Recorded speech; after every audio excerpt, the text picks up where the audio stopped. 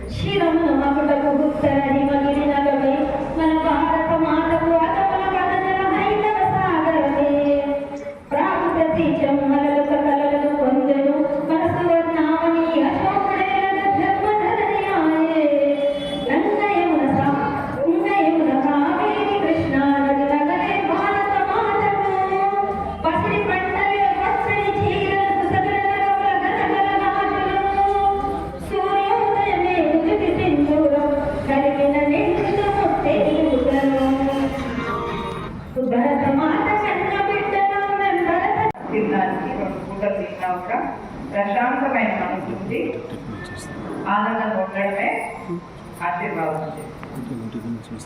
అట్టి కాంతో తెలుసు మనకి లేకపోతే ఆనందం కదా, ఆనందం ఉన్నట్టు మనం ఆనందంగా లేనట్టు కాదు. అవునా? మన దాంట్లో అసలు ఉత్తర తాడు లేకపోతే పసుపు తాడు కట్టుకుంటాం, దానికి ఎక్కువ పవిత్రత ఉంటుంది. ఉత్తర తాడు పవిత్రత ఉంటే పెళ్లిలా పసుపు తాడుతో ఎందుకు వేస్తారు? ఎవరికి దాని వాళ్ళు 5 తులాలు 10 తులాలు వేసుకోవచ్చు కదా, చేస్తారా? దీనికేం పవిత్రత ఉంటుంది? ఆ పవిత్రత అంతా కూడా ఆ పసుపు కుంకుమ దాంట్లోనే ఉంటుంది.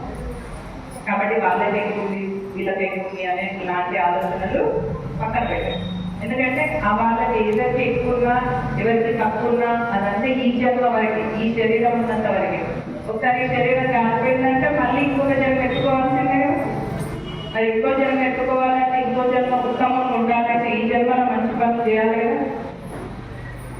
ఎవరి కోసమో చేయక్కర్లేదు ధర్మరక్షణ, మన కోసమే, మన స్వార్థం కోసమే చేయాలి. మన ధర్మాన్ని మనం ఎందుకు పాటించాలంటే వచ్చే జన్మలో కూడా ఇదే దేశంలో ఒక హిందూ తల్లి కడుపులో ఉండాలి అన్న కోరిక కోసమే ధర్మరక్షణ చేయాలి. లేదనుకోండి పోయి మీరు ముస్లింగా ఉంటారు, సర్వనాశనం, క్రిస్టియన్గా ఉంటారు, లేదా అంతకంటే పెద్ద జీవితం. యుద్ధ నీతి నేర్పించిందో అట్లనే ఛత్రపతి శివాజీ తల్లి జిజియాబాయి కూడా ఈ ధర్మాన్ని కాపాడడం కోసం, ఇస్లాం దురాక్రాంతాలను తన్నడం కోసం, వాళ్ళకు బుద్ధి చెప్పడం కోసం, వాళ్ళ దేశం నుంచి వాళ్ళని ఎల్లగొట్టడం కోసం ఒక ఉత్తమమైన కొడుకు నాకు కావాలి అని అమ్మవారిని కోరుకుంటేనే శివాజీ పుట్టినాడు. కాబట్టి మనం అంటే ఇప్పుడు మనకు ఆల్రెడీ పిల్లలు అయిపోయింది కాబట్టి కడుపులో ఉన్నప్పుడు పిల్లలకి నేర్పిస్తే ఎంత స్ట్రాంగ్ వస్తుందో వాళ్ళు పుట్టిన తర్వాత రోజు వాళ్ళు పడుకునేటప్పుడు కూడా నేను చెప్పొచ్చు వాళ్ళు వీటిని అఫర్మేషన్స్ అంట. పడుకునేటప్పుడు నువ్వు ఒక శివాజీ లాంటి వ్యక్తి, నువ్వు ఒక నరేంద్ర మోదీ లాగా దేశం కోసం నీ జీవితాన్ని త్యాగం చేసేలాంటి వ్యక్తి, నువ్వు ఇట్లా నువ్వు అది నీకు ఈ క్వాలిటీస్ మీకు నచ్చినవి ఉంటాయి విషయంలో అవన్నీ మీరు రాత్రి పడుకునేటప్పుడు పిల్లలకి చెప్పినా కూడా వాటన్నింటినీ వాళ్ళు అసిమ్యులేట్ చేసుకొని రేపు పొద్దున దేశం కోసం పనిచేస్తాను. ఒక సిద్ధాంతం తీసుకోవాలి లైఫ్ లో, తిన్నామా పన్నామా తెల్లారేట, రిపీట్, మళ్ళీ తిన్నామా పన్నామా తెల్లారేట. మనకు ఒకటి స్పెషల్ ఒక యాడ్ ఉంటుంది, గోంకురుడు వండుకురుడు మళ్ళీ గోంకురుడు వండుకురుడు. ఇది మనకు రొట్టి వీరంటే ఎక్స్ట్రా ఉంటాయి వాళ్ళకంటే. వాళ్ళు బయట పోయి గాడితో పని చేస్తారు, మనం ఏంటంటే గాడిద ఏం చేస్తుంది, మెదడు ఉంటుంది దానికి ఇట్లా అవుతుంది, బట్టలు వేయించుకొని మళ్ళీ బట్టలు వేసి మళ్ళీ తీసుకొని వస్తుంది. సో తిన్నామా పనమా తెల్లారి, వండుకున్నామా కడుక్కున్నామా మళ్ళీ వండుకున్నామా తిన్నామా పనమా, సీరియల్ మధ్య. ఇక ఇట్లాంటి జీవితం బతికిందంటే మీకు ఐఫోన్ ఇస్తాడట, ఒకడట మీద మనకి ఐఫోన్ కొనిస్తాడట, వాడు రేడియో వింటాడట. ఐఫోన్ ఎవడన్నా రేడియో వింటాడా? ఐఫోన్లో ఫేస్బుక్ పెట్టుకోవచ్చు, యూట్యూబ్ పెట్టవచ్చు, ట్విట్టర్ ఇన్స్టాగ్రామ్ ఇది పెట్టుకుంటే వాడంటే రేడియో వింటాడు. అట్లా మనం కూడా భారతదేశంలో పుట్టి ఒక హిందువుగా పుట్టి తిన్నామా పన్నమా తెల్లారిందా, వంట చేసుకున్నామా నీళ్ళ తోముకున్నామా పన్నమా, ఈ పనులలో మనం ఉన్నామంటే వాడికి మనకు తేడా ఏం లేదు. దేశం కోసం ఒక సిద్ధాంతం కోసం నిలబడాలి. ఆ సిద్ధాంతం ఎట్లా ఉండాలంటే మీ లోపల ఇట్లా తీసుకురావాలి. దాని గురించి ఆలోచించేది ఇట్లా వెంటనే ఇంత పడుతుంది, బూజ్ బాంబ్స్ రావాలి. దేంట్లో సీరియల్ గురించి ఆలోచిస్తే రాదు, కిటీ పార్టీల గురించి ఆలోచిస్తే రాదు, అట్లాంటి వాటికి రాదు బూజ్ బాంబ్స్. దేశం ధర్మం అనే వాటి గురించి ఆలోచిస్తేనే బూజ్ బాంబ్స్. వెళ్ళండి, ఆ కుల సంఘాలలోనే మీ పిల్లల్ని చేసుకోవాలని కట్ట చేసుకున్నా పర్వాలేదు, ఏం తప్పులేదు, అది కూడా మంచిది. అందులో ఏం చెప్పానంటే వాళ్ళ కాస్త ఉంది వీళ్ళ కాస్త ఉంది లాంటి మీ చెప్పు మాట పిల్లల ముందు మాట్లాడకండి. మీ కులంలోనే కావాలి అంటే కుల సంఘాలలోకి వెళ్ళండి. కుల సంఘాలతో కలిసి ఉంటే మనకి ఏంటంటే ఒక పెద్ద ఫ్యామిలీ వస్తుంది. ఎందుకంటే మనందరూ ఇప్పుడు నేను కాలేజ్ ఉన్నప్పుడు మా అమ్మాయి చెప్తుంటే, నేను కాలేజ్ ఉన్నప్పుడు అప్పుడు తెలంగాణ ఆంధ్ర కలిసి ఉంటే, ఆయన కాలేజ్లో వేరే అబ్బాయిని పెళ్లి ఇష్టపడతానేమో అని ఆంధ్ర అబ్బాయిని పెళ్లి చేసుకుంటే బతుకమ్మ ఉండదు వాళ్ళకని చెప్పింది మా నాకు మస్తు భయమైంది. నాకు బతుకమ్మ అంటే మస్తు ఇష్టం. క్లాస్ ఎవరైనా అబ్బాయి ఇష్టపడుతున్నాడు మాట్లాడుతున్నాడు అంటే ఇది ఎవరు అని ఆంధ్ర అమ్మ మీద బతుకమ్మ ఉండదు అని దూరం ఉంటుంది. సో ఏం చెప్తే మీ పిల్లలు మీ మాట వింటారో తెలుసుకోండి. మీ కులంలోనే కావాలి అంటే తప్పలేదు, కులంలోనే లేదు నా కులం ఏం పర్వాలేదు, మన హిందూ అయితే చాలు, ఏ హిందూ ధర్మం అయినా ఒకటే కాలేదు. మన కులానికి ఆధారం హిందూ ధర్మం, గుర్తుపెట్టుకోండి. మీరు ఊరి కోసం మీ నాన్నపని మీకు గుర్తుపెడతారా, లేకపోతే మీ తాతపని మీకు పరిచయం ఉంటుందా? తాతపని పరిచయం ఉంటుందా, తండ్రితో ఉంటుందా? ఫలానా వాళ్ళ మనవడు ఫలానా వాళ్ళ మనవరాలు అంటారా, వీళ్ళ కొడుకు వాళ్ళ కొడుకు అంటే తెలుస్తుందా? తెలియదు. ఎందుకంటే తండ్రి స్థాయి చిన్న ఉంటుంది, తాత స్థాయి పెద్ద.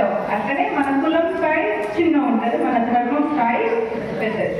కాబట్టి మీరు అట్లా చేసుకున్న పర్వాలేదు, ఇట్లా చేసుకున్న పర్వాలేదు. కాపాడుకోవాల్సింది ఏంటంటే మన సంస్కృతి సాంప్రదాయాన్ని కాపాడుకోవాలి. మన ఋషుల నుంచి మనకు వచ్చిన ఈ వీటన్నిటిని కాపాడుకోవాల్సిన బాధ్యత మన పైన, ముఖ్యంగా మహిళల పైన. నేను యూజువల్లీ ప్రోగ్రామ్స్ పోను, కానీ ఇక్కడ అందరు మహిళలు అని చెప్పి అన్నవాళ్ళు చెప్తే మహిళలు అయితే ఖచ్చితంగా వస్తాను. మీరు నేను చెప్పిన దాన్ని నేను ఎంతో కష్టంతో, నేను 8 సంవత్సరాలు చెప్పిన గ్రీన్ కార్డ్. నేను ఇప్పుడు పోవాలనుకుంటే ఈ 10-15 రోజులలో కూడా పోవచ్చు, కానీ నేను పోతలేదు. ఎందుకంటే ఈ దేశంలో ఒక్క పూట ఒక్క జొన్న రొట్టె తిన్నాను బతికినా ఈ దేశంలోనే ఉన్నారు. ఆడపోయి పంచపక్ష పరమాణం తింటే ఆత్మకు ఆనందం ఉండదు, ఇక్కడనే ఉంటారు. అది ఆడికి పోయి వచ్చినాక తెలుస్తుంది. 68 ఏళ్ళు ఆడుంటే అప్పుడు అర్థమైంది ఇక్కడ వీళ్ళు హాస్టల్ ఉంటే కదా అమ్మ చేతి వంట తెచ్చినట్టు. కాబట్టి మనం చాలా గొప్ప సంస్కృతి, దీనికి మనం వారసులం. అందులో మహిళలకు ఎక్కువ బాధ్యత ఉంటుంది. ఏంటంటే మీ బాధ్యత అంటే 20 రోజులు మీద పనిచేయకండి, మీ ఇంట్లో వాళ్ళని చేయండి, మీ పిల్లలకు చెప్పండి. అంటే అదే మనం చేయాలి. మన జీవితాన్ని మనం ఎంజాయ్ చేసుకుంటూ ఈ సంస్కృతి బాధ్యతగా ఉంటూ ఈ హిందూగా పుట్టినందుకు మనం తిరిగి ఇచ్చేయాలి. ఇచ్చేద్దాం కదా. ఇంత మంచి అవకాశం ఇచ్చిన విశ్వ హిందూ పరిషత్ వాళ్ళందరికీ, ఈ ఆలయం, ఈ ప్రాంతం ఇచ్చిన ఈ ట్రస్టీ మెంబర్స్ అందరికీ పేరు పేరున ధన్యవాదాలు తెలియజేస్తూ ఒకసారి అందరూ మళ్ళీ చేతులెత్తండి.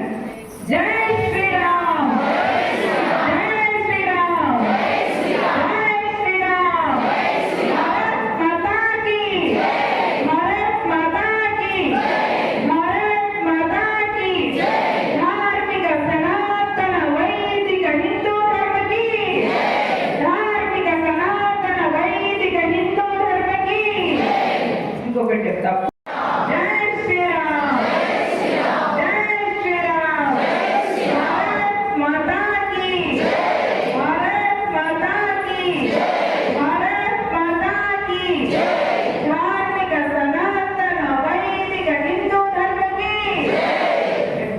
ధార్మిక సనాతన వైదిక హిందూ ధర్మకి, ధార్మిక సనాతన వైదిక హిందూ ధర్మకి. బాగా అరేంజ్ చేసిన వాళ్ళందరికీ పేరు పేరున ధన్యవాదాలు తెలియజేస్తూ సభాయ నమః. సింధూరం, సింధూరం అనే పేరు వినగానే ప్రతి మహిళకి స్వెటర్ మ్యాటర్ మగవాళ్ళకైనా కూడా అదొకలాంటి ఒక పవిత్రత, ఒక భావం వచ్చేస్తుంది. అవునా? మొన్ననే మన దేశంలో ఒకటి జరిగింది. ఏం జరిగింది?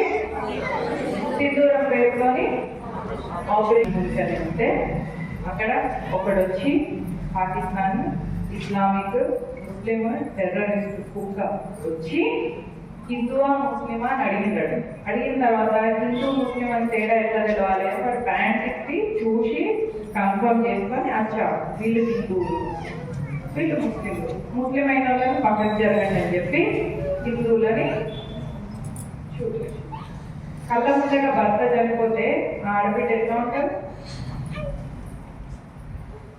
ఆమెకి ఎట్లా ఉంటుంది? ఎంత బాధ అయితే కాలికి ఇప్పుడు దెబ్బ తగిలింది అనుకోండి, కన్ను అనుకుంటుందా కాలికేగా తగిలింది నేనెందుకు ఏడవాలి అనుకుంటుందా?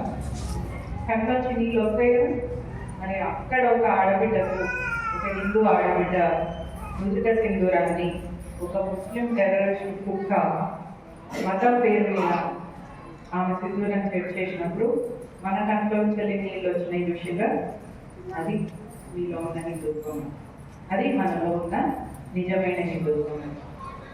అవునా? మరి అట్లా ప్రపంచవ్యాప్తంగా ఎక్కడ ఏ హిందూ ఏమైనా మనం తెలుసాలన్నా ఉండాలి, వాళ్ళ గురించి మనం ఆలోచించాలన్నా ఉండాలి. మరి మనం ఆలోచించకుండా ఇంకెవరు ఆలోచిస్తారు? ప్రపంచంలో 150 కంటే ఎక్కువ కూడా క్రిస్టియన్ దేశాలు ఉన్నాయి, 60-70 వరకు ముస్లిం దేశాలు ఉన్నాయి. మరి మనకు ఒకటే భారతదేశం. ఇప్పుడు ఒకటి మెత్తగా ఉన్న బొమ్మ ఉంటుంది కదా, చిన్నపిల్లలు ఆడుకుంటారు విషయంగా బొమ్మలు, పరు బొమ్మలు, ఆ బొమ్మ ఒకటి, ఇంకొకటి రాయితో చెక్కిన బొమ్మ ఒకటి ఇచ్చినట్టు దేని అవుతుంటారు మీరు? అట్లా హిందువులు మెతక మనుషులని మన మీద దౌర్జన్యాలు చేస్తే మన దగ్గర నుంచి వెళ్ళి ఆఫ్ఘనిస్తాన్ని లాక్కపోయింది. అది మనది. ఆఫ్ఘనిస్తాన్ అంటే గాంధార్ అంటారు. అంటే గాంధారి ఉన్నదా? గాంధారి దుర్యోధనుడు వాళ్ళ అమ్మమ్మ వాళ్ళ ఊరు గాంధారి, అది ఆఫ్ఘనిస్తాన్. దాన్ని దొబ్బి పేరు మార్చుకున్నాం. గుడి మీద గోపురం తీసేసి మొత్తం ఇట్లా గుండ్రగా చేసేసుకుంటే మసీద్ అయిపోతుందా? అయిపోతుందా? అనే మన కాంగాన్ని తీసుకుపోయి ఆఫ్ఘనిస్తాన్ అని పేరు పెట్టుకున్నారు. పాకిస్తాన్ నిన్నగాకుండా పోయింది మనదేనా? అవునా? బంగ్లాదేశ్ కూడా మనది. కానీ మనం మెత్తగా బొమ్మ లెక్క మెత్తగా ఉండేసరికి ఏమైంది? దొక్కుపోయింది.